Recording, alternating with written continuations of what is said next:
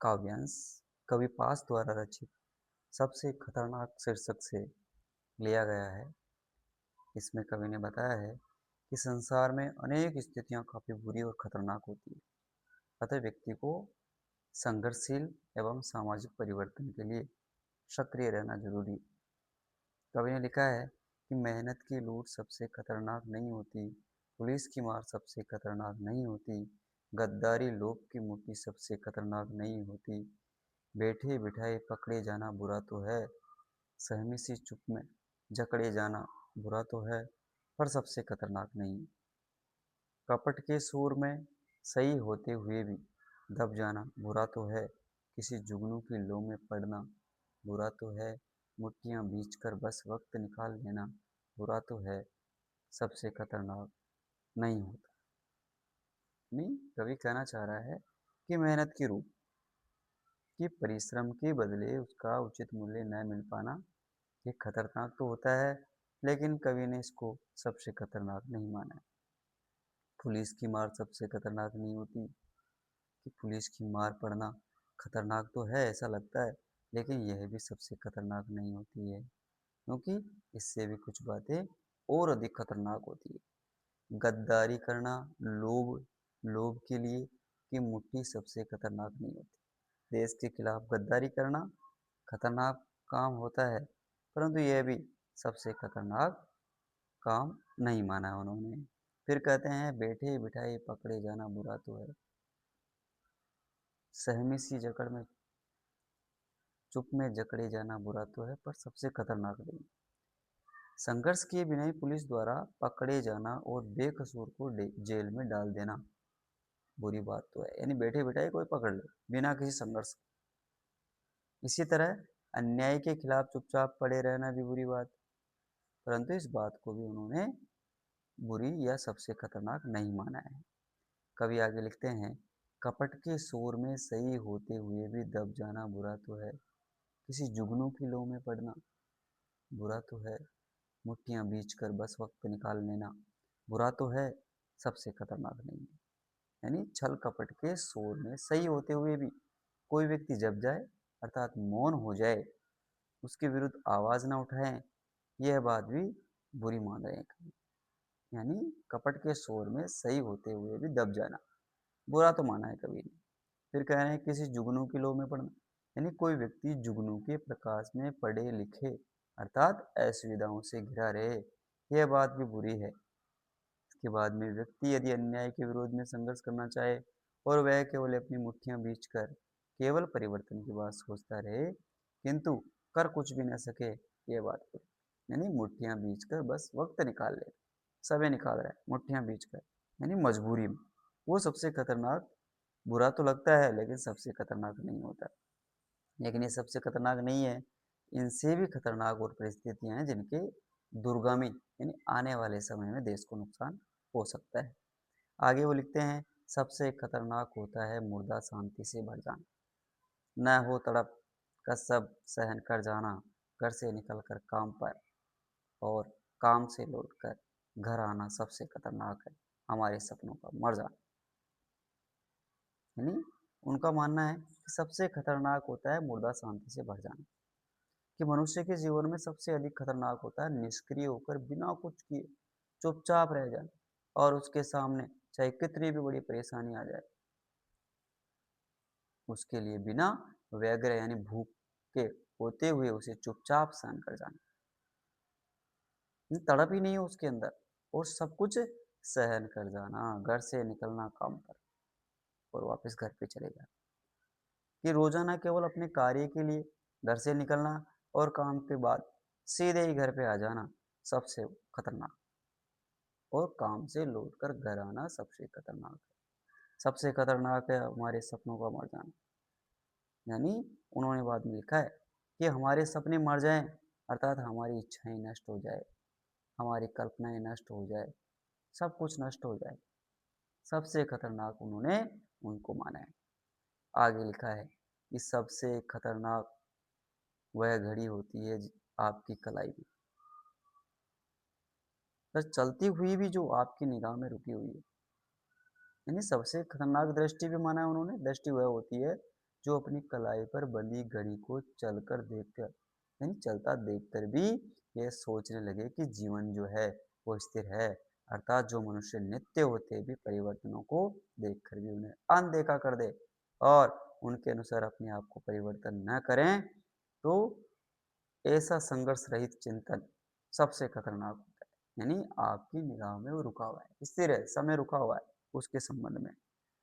सबसे खतरनाक वह आंख होती है जो सब कुछ देखते हुए भी जमी बर्फ होती है, जिसकी नज़र दुनिया को मोमबत्ती से चूमना भूल जाती है, जो चीज़ों से उठती अंधेपन की भाप पर ढुलक जाती है, जो रोजमर्रा के क्रम को पीती एक लक्ष्यहीन दोहराव के उलटफेर में खो जाती है। ही कवि कह रहा है कि जीवन में सबसे खतरनाक वह आंख होती है जो सब कुछ देखते हुए भी जमी बर्फ के समान है, जो सब कुछ देख रही फिर भी प्रतिक्रिया व्यक्त नहीं कर रही, वह केवल जमी हुई बर्फ के समान ही हमें नजर आ रही, अर्थात देख कर भी वह कुछ नहीं देख पाती, नहीं देखती है यानी नहीं देखना चाहती। फिर आगे कह रहे हैं कि जिसकी नज़र दुनिया को मोहब्बत से चूमना भूल जाती है, जो चीज़ों से उड़ती अंधेपन की भाप पर ढुलक जाती है, नहीं कि जिसकी दृष्टि संसार में प्यार भरी निगाह से देख नहीं पाती और जो अंधेपन और कट्टरता भरी बातों को ही सही मानकर ठहर जाती है। जो रोजाना के जड़ जीव जो होते हैं उनके लिए का है, जड़ जीवन को ही निभाती हुई चली जाती है और जो दृष्टि बिना किसी उद्देश्य के रोजाना की बातों को थोड़े बहुत बदलाव के साथ दोहराती हुई चली जाती है। एक लक्ष्यहीन दोहराव जिसका लक्ष्य ही नहीं है, उलटफेर कर लेती है उन्हीं बातों को, वह दृष्टि गतिहीन होती है और उसके कारण जीवन व्यर्थ हो जाता है।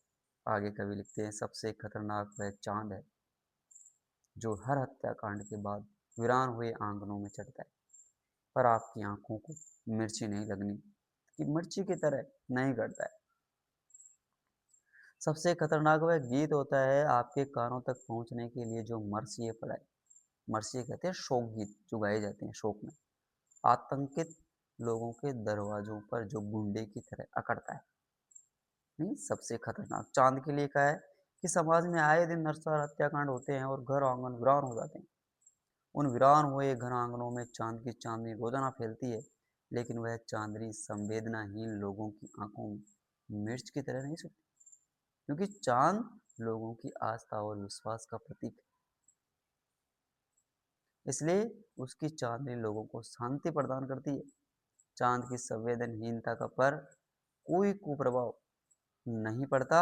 यह स्थिति कवि के अनुसार सबसे खतरनाक उन्होंने मानी।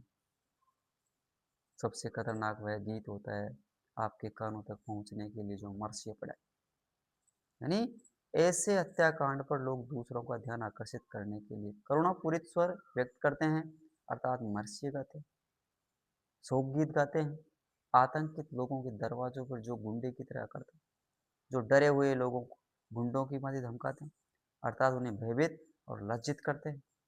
कवि आगे और कहना चाहता है कि हमें वह गीत शोक गीत नहीं लगता है, यदि ऐसा है वह गीत भी सबसे खतरनाक, ऐसे अगर हमें अशोक गीत नहीं लगता है तो वो गीत भी सबसे खतरनाक कवि ने माना है।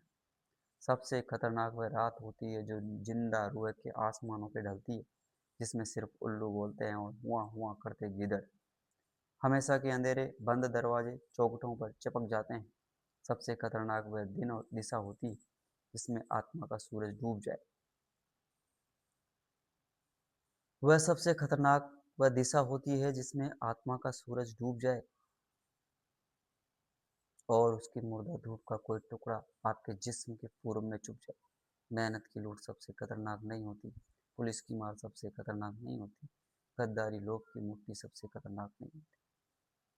कवि कह रहा है कि सबसे खतरनाक वह रात होती है, कि वह रात सबसे खतरनाक होती है जो जीवित आत्माओं के हृदय पे आ गिरती है, जिसमें केवल उल्लू बोलते हैं और गीदड़ हुआ हुआ करते हैं, यानी गीदड़ों की आवाज आती है, जो दरवाजे हमेशा हमेशा के लिए बंद है, यानी हमेशा के अंधेरे बंद दरवाजे चौखटों पर चिपक जाते हैं, उन पर ये उल्लू और गीदड़ ऐसे जमे रहते हैं कि मानो अंधेरा इन दरवाजों की चौखट पर हमेशा के लिए चिपक गया। कवि कहना चाह रहा है कि अंधी रूढ़ियाँ परंपराएं सबसे खतरनाक होती है जो जीवित आदमी को अपने घर में ही घेर लेती और उसे अपनी ही शैली में जीने के लिए मजबूर और आश्वस्त कर देती है। वह आदमी इन्हीं के बीच जीवन जीना प्रारंभ कर देता है, इनसे बाहर नहीं निकल पाता है, उनके लिए कहा गया। सबसे खतरनाक वह दिशा है जिसमें आत्मा का सूरज ही डूब जाए, मुर्दा शांति से भूल जाए। यानी उनका कहना है कि जीव की वह दिशा सबसे खतरनाक होती है जो आत्मा के सूरज को अस्त कर देती है।